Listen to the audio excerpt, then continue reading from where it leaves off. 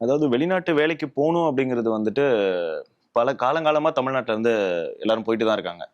இது இப்போ இப்போ இன்னைக்கு நேத்து கிடையாது. ரொம்ப வருஷமா நடந்துட்டு இருக்க ஒரு விஷயம் தான்.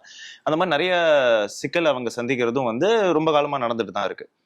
இப்போ ரீசெண்டா வந்து இன்னும் கொஞ்சம் வந்து ஒரு ஒரு படி மேல போய் ஒரு ஒரு இன்னும் கொஞ்சம் ஒரு ஒரு சில பிரச்சனைகளை சந்திக்கிறாங்க. அதாவது ஒரு குறிப்பிட்ட நாடுகளுக்கு போகும்போது அங்க போய் அங்க இருக்கிற ஸ்கேமிங் சென்டர்ல வந்து அவங்க இருந்து நம்மளையே திருப்பி ஸ்கேம் பண்ற மாதிரி ஒரு ப்ராப்ளம்க்கு வந்து அவங்க ஆளாகுறாங்க. ஓகே. இந்த தருணத்துல வந்து நாங்க என்ன நினைச்சோம், சரி ஓகே ஏதாவது ஒரு கேம்பெயின் ஒண்ணு நம்ம பண்ணணும். அது வந்து மக்கள் கிட்ட டைரக்டா போய் ரீச் ஆகணும். நம்ம ரொம்ப வந்து ஒரு கஷ்டமான ஒரு டேர்ம் போட்டாலும் பெருசா ரீச் ஆகாது. ஸோ எந்த மாதிரி ஒரு சிம்பிளான டேர்ம்ல போடலாம் அப்படின்னு யோசிச்சுட்டு இருந்தோம்.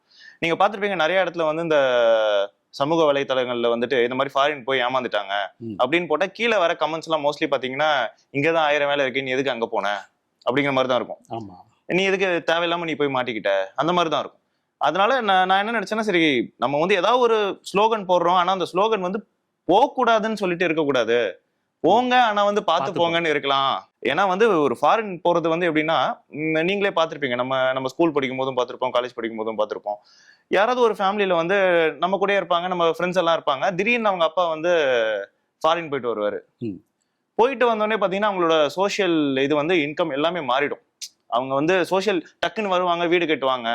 ம். சோ அவங்களோட இது வந்து கம்ப்ளீட்டா மாறும். எல்லாருக்குமே வந்து வாழ்க்கையில முன்னேறணுங்கிறது ஒரு இதுதான். ஒருத்தன் வந்து இங்க இருக்கிற வேலையை விட்டுட்டு ஒருத்தர் போறாரு ஃபாரினுக்கு அப்படின்னா, நான் வந்து லைஃப்ல முன்னேறணும் அப்படிங்கிறதுக்கு தான். சோ அதனால போக கூடாதுங்கிறது கிடையாது. அது வந்து எங்களோட இதுவே கிடையாது. போங்க ஆனா பார்த்து போங்க அப்படின்னு டிஸ்கஸ் பண்ணிட்டு இருக்கும்போது, சரி ஓகே பார்த்து போங்கிறதே நம்ம வந்து கேம்பெயினுக்கு பேரை வச்சுட்டா நல்லா இருக்குமே அப்படின்னு சொல்லிட்டு ஆரம்பிக்கப்பட்டது தான் இந்த ஒரு இது. அதாவது போங்க ஆனா பார்த்து போங்க.